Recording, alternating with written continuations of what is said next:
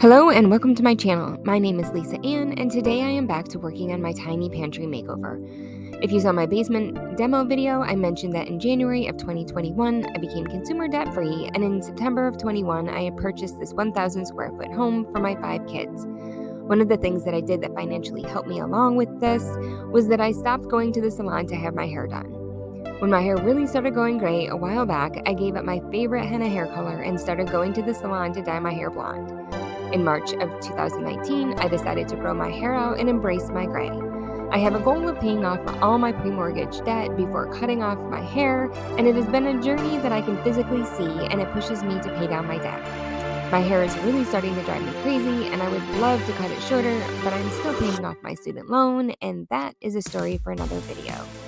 Since my hair is in such bad shape here in this video, I feel the only way to talk myself into posting this is to share my journey.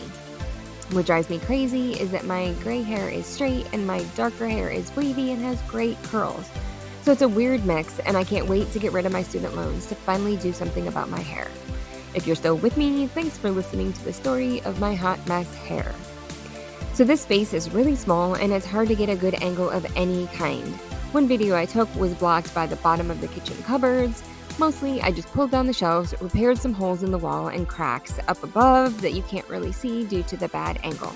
I don't have a video of this, but I painted the walls elemental gray by Glidden, and I'm still not sure I like it, but I'm going to finish up the kitchen, living room, and hallway before I make a final decision.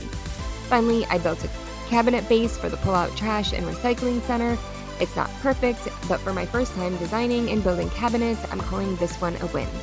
If you haven't seen it yet, I posted a before video last week, and I'll add it to the end of this video, so check that out to see how this tiny pantry looked when we bought this house just over a year ago.